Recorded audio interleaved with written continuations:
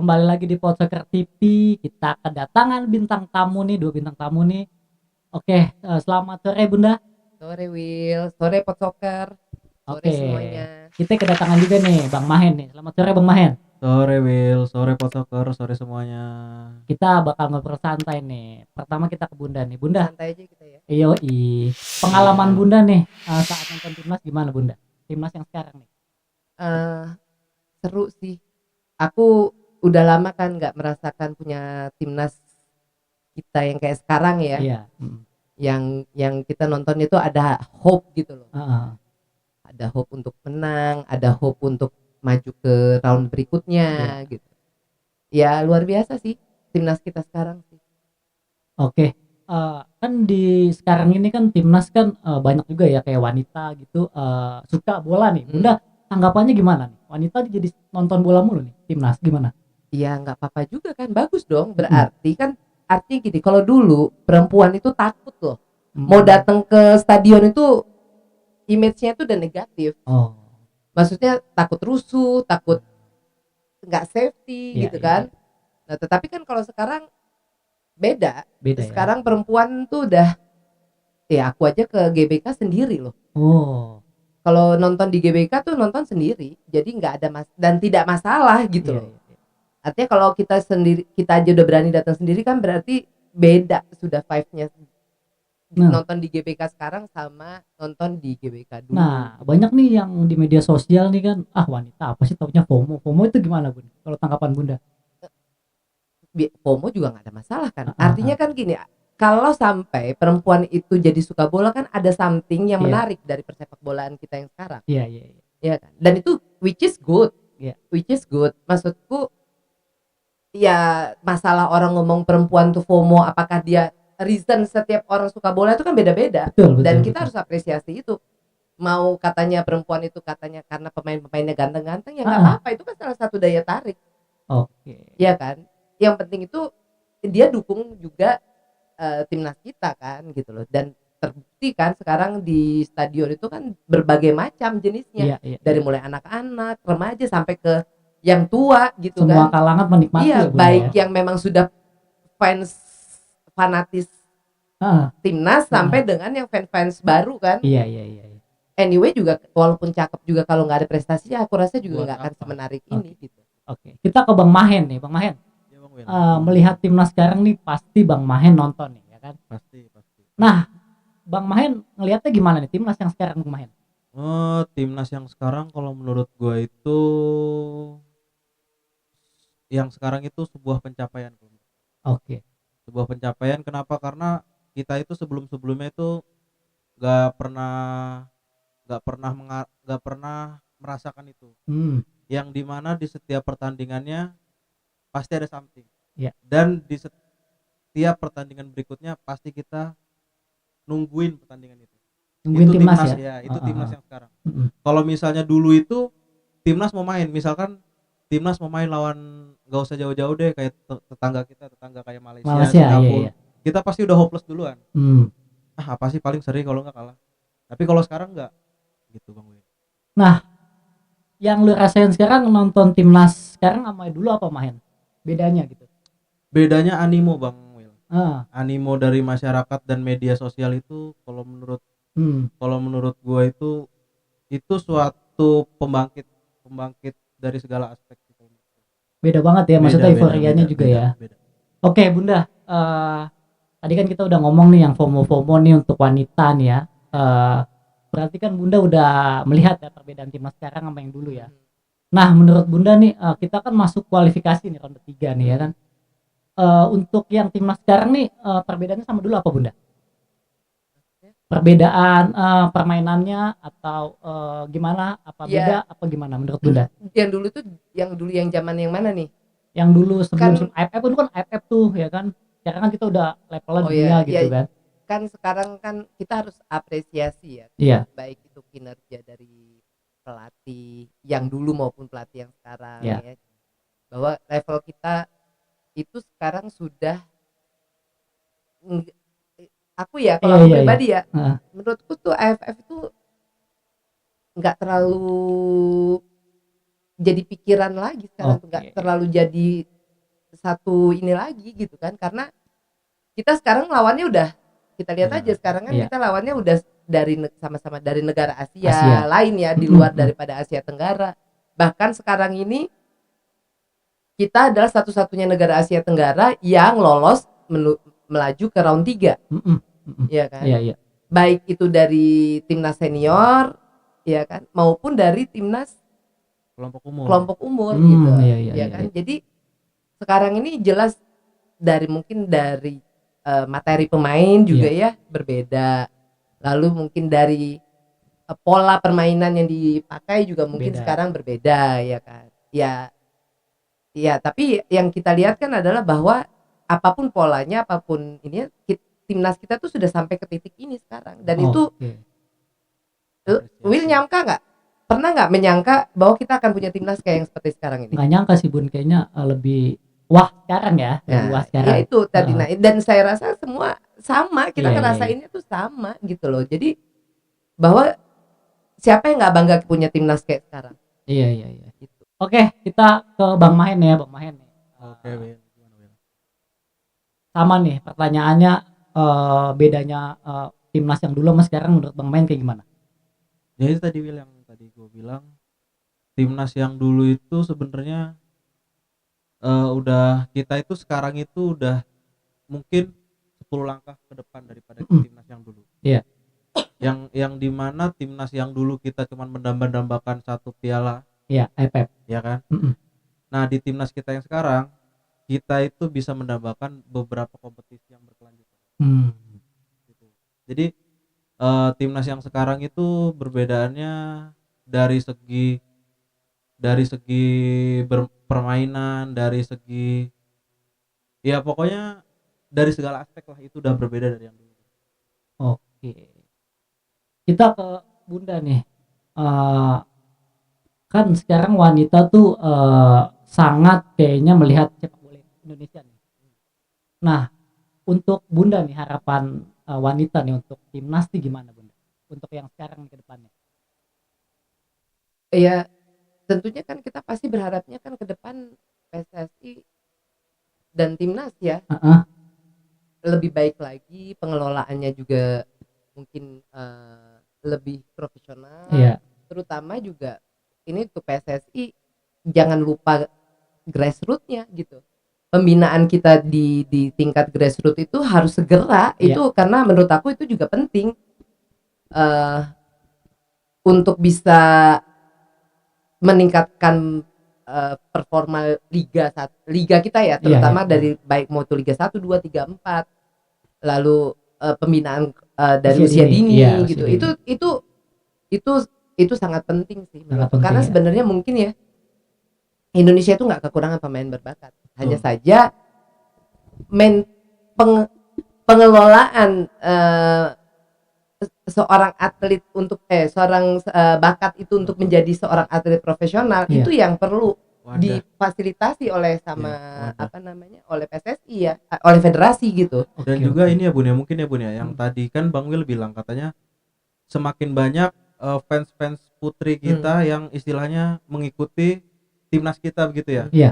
Dan tidak dipungkiri juga sebenarnya itu kesempatan Bun, menurut saya pribadi itu kesempatan buat federasi untuk membangkitkan sepak bola putri yang ada di Indonesia.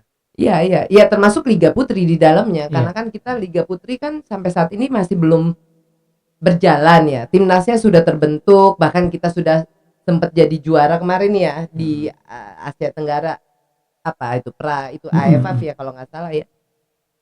Jadi sebenarnya ke depan itu PR federasi masih sangat banyak gitu loh. Nah, ini nih Bunda sama Bang Mahen.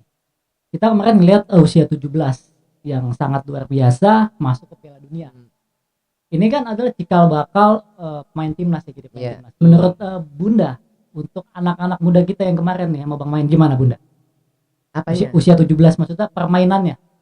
Iya, kalau untuk permainan tentunya untuk level usia 17 ya, dengan mereka menunjukkan bisa lolos ke Piala Dunia, tentunya udah pasti udah luar biasa ya. Kita harus mengapresiasi perjuangan anak-anak kita, tapi tentu saja kekurangannya juga banyak gitu yang harus dibenahi. Jadi maksud aku gini, kekalahan kita kemarin lawan Korea Utara itu menurut saya bukan hal yang buruk juga, karena justru menurut saya itu menurut aku ya kesempatan untuk supaya kita bebenah sebelum menuju ke Piala Dunia ya. Artinya punya waktu banyak untuk bisa melihat dan menganalisa. Mungkin tim analis dari pelatih, tim kepelatihan bisa melihat mana kurangnya, di mana kelebihannya. Betul. Terutama secara mentality. Karena buat aku anak-anak umur segitu tuh kekalahan itu bagus untuk mengasah mental mereka. Bagaimana mereka bisa keluar dari tekanan setelah mengalami kekalahan untuk bisa bounce back ya, gitu ya. Jadi bisa bounce back. Jadi biar mereka punya pengalaman itu. Kalau Bang Mahen menanggapinya gimana yang usia 17 kemarin? Kalau timnas U17 kemarin itu kalau menurut gue itu udah sebuah prestasi yang bagus ya Bang Wil. Iya. Kenapa prestasi yang bagus? Itu anak-anak itu U17. Sekali lagi U17, mereka tidak tahu, maksudnya pengalaman minim pengalaman. Iya. Dengan hasil yang begitu diasah oleh Coach Nova sedemikian bagusnya dari segi fisiknya, mentalnya itu semua. Jadi itu sebuah apresiasi satu. Yang kedua, dengan kekalahan kemarin kita nggak lanjut ke babak semifinal. Iya. Itu suatu pukulan buat coach, staff coaching buat itu. Terus yang keduanya buat pemain tuh biar bisa step lagi ke depannya. Jadi kekalahan itu buat sebagai pelajaran, bukan akhir tapi untuk awal buat ke depannya, Bang. Menurut Bunda nih, persiapan kita masih lama nih bulan November untuk ke Piala Dunia ya. Persiapan apa yang harus dilakukan oleh Coach Nova, Bunda? Menurut Bunda yang Bunda lihat kemarin. Aku yakin kan gini ya, tim kepelatihan itu kan pasti punya tim analis dong, ya kan? Dan mereka akan menganalisa ulang pertandingan mereka kemarin, kemudian juga calon-calon lawan itu pasti mereka juga kan sekarang nanti kan di Piala Dunia bukan hanya dari Asia, tentunya kan ada dari Eropa, ada Amerika, kan ada CONCACAF, ada CONMEBOL ya. Nah, jadi pasti mereka juga akan menganalisa secara teknis ya, ini secara teknis, tapi fisik juga mereka akan digenjot lagi tentunya kan gitu loh, karena nanti akan melawan tim-tim kuat di mana Piala Dunia itu udah pasti tim kuat semua yang akan masuk kan, yang akan bertanding. Lalu kemudian juga secara mental itu yang menurut aku sih saat ini yang paling penting itu. Untuk usia 17 itu menang kalah itu hal yang biasa ya. Aku. Cuman yang paling penting itu adalah bagaimana mereka bisa mengatasi penurunan mental mereka pada saat mungkin sedang mengalami kekalahan atau sedang mengalami kemenangan, juga butuh mental yang ini juga supaya tidak terlalu euforia kan. Iya. Kalau Bang Mahen gimana Bang Mahen ngelihat ini kan persiapan panjang ya. Coach Nova pasti otomatis juga dia mengevaluasi. Kalau Bang Mahen melihatnya gimana Bang Mahen? Di bulan November itu sebenarnya kalau menurut gua itu bukan lama Bang Will, itu termasuk singkat ya. Kalau untuk Piala Dunia itu termasuk singkat. Ya semoga staf kepelatihan tidak ada yang dirubah, ya kan. Terus bisa mengevaluasi apa yang kurang yang ada di tim. Habis itu dia pasti dia bakal mengevaluasi calon lawan-lawan yang ada di masing-masing benua itu kan. Nanti mereka bakal itu. Terus jangan lupakan Bang Will, ini Indonesia U17 lolos ke Piala Dunia, entah itu menang entah itu kalah, tolong netizen jangan dihujat karena itu masih kelompok umur, perjalanan mereka masih panjang, ya kan? Dan itu adalah kalau misalnya di situ nanti dihujat, takutnya mental anak muda kan kita nggak tahu ya Bang Will ya. Mental anak muda masih labil.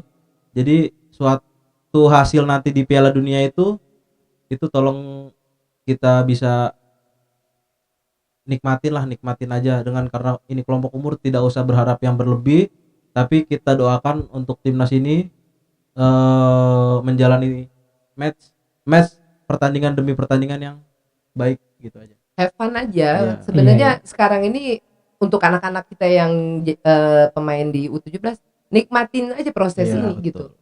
Karena Nikmatin pengalaman proses, kan, Bu. iya betul. Pengalaman, buat pengalaman. Karena ini sebenarnya bekal mereka nanti untuk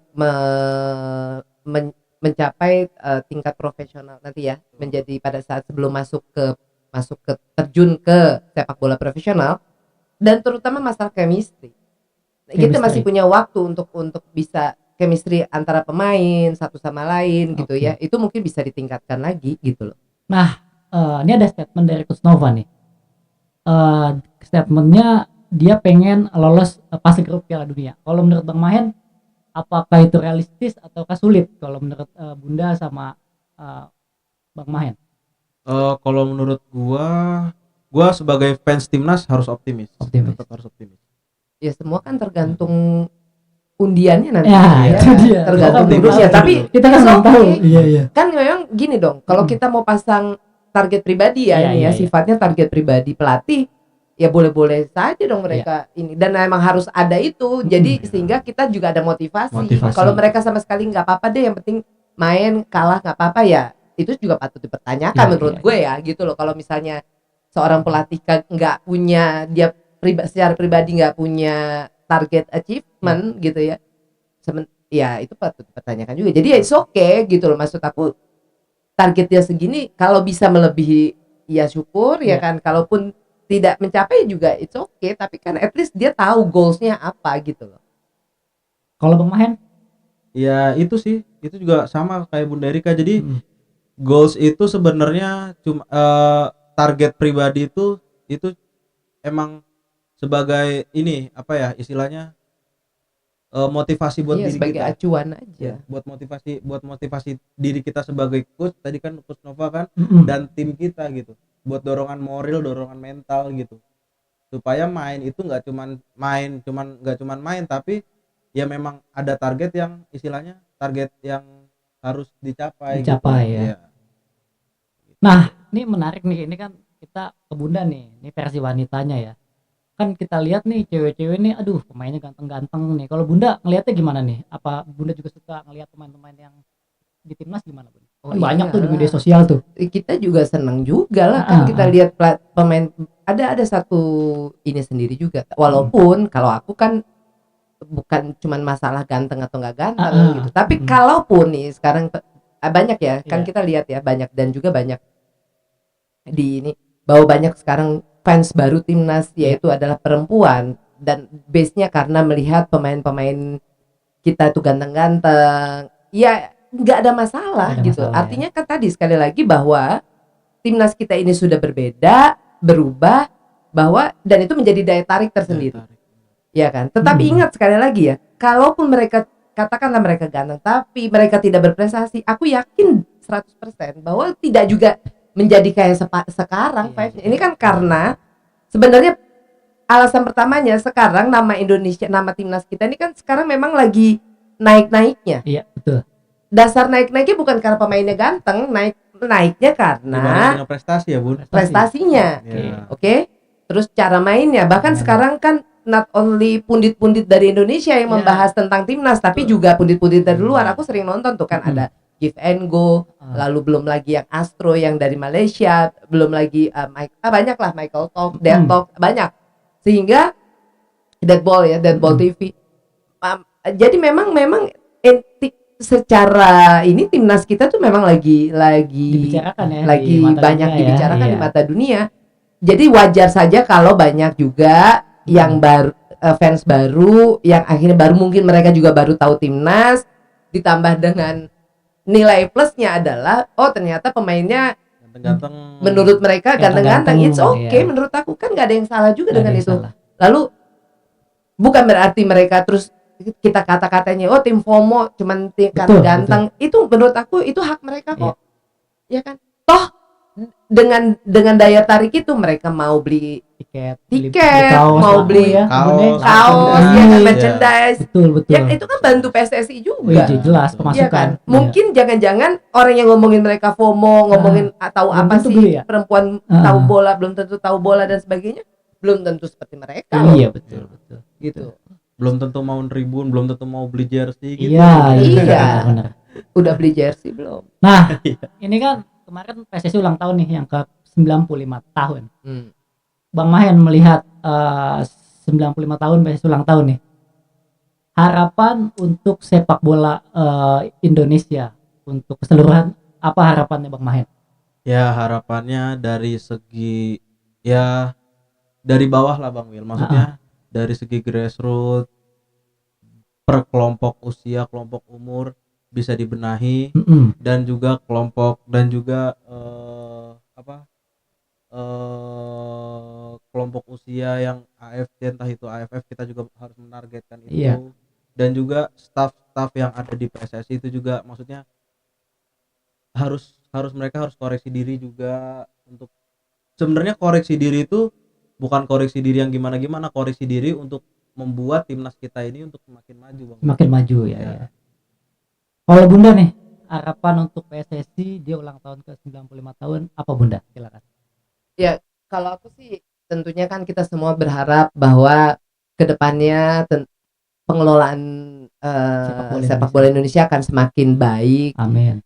Lalu juga banyak hal yang harus dibenahi. PR PSSI kan, PR federasi itu banyak ya, banyak, dan terutama sih menurut aku adalah kita harus punya roadmap yang jelas lah ke depannya, sehingga pada saat misalnya nanti suatu hari Pak Erick Thohir sudah tidak menjabat lagi sebagai ketum PSSI dan digantikan, dia sudah meninggalkan legasi, ya kan, yang tinggal diikutin lagi sama penerusnya nanti gitu. Jadi jangan setiap ganti ketum ganti kebijakan, akhirnya terus ganti juga programnya, nggak kemana-mana kita gitu. Iya. Jadi stuck di tempat aja. Istilahnya berarti cuman harus melanjutkan tongkat estafet dari pemimpin. Iya. Jadi programnya itu sudah ada gitu loh. Kayak Jepang aja lah. Jepang itu kan 50 tahun ke depan dia sudah ada itunya. Tujuannya. Ibarat kata GBHN-nya tuh udah ada loh. Jadi kepengurusan yang ada ini mengikuti itu, bukan ini ngikutin kepengurusan yang baru gitu nantinya ke depannya. Kalau aku sih gitu ya.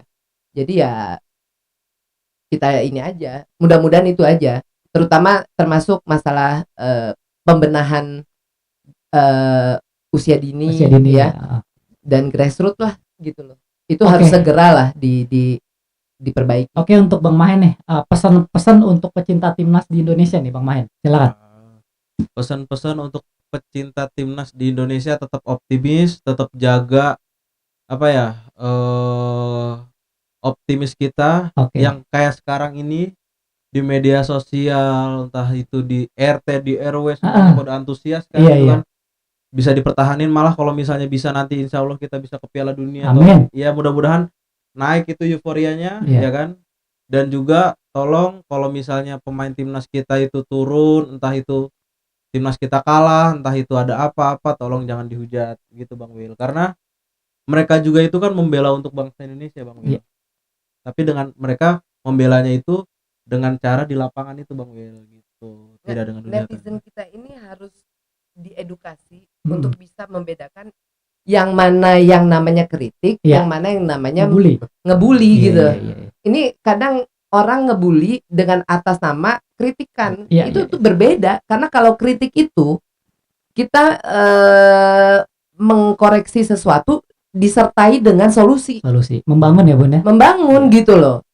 Iya kan? Ada saran-sarannya. Tapi kalau membuli, menghujat itu nggak ada itu, nggak sama kritik gitu loh. Itu harus dibedakan.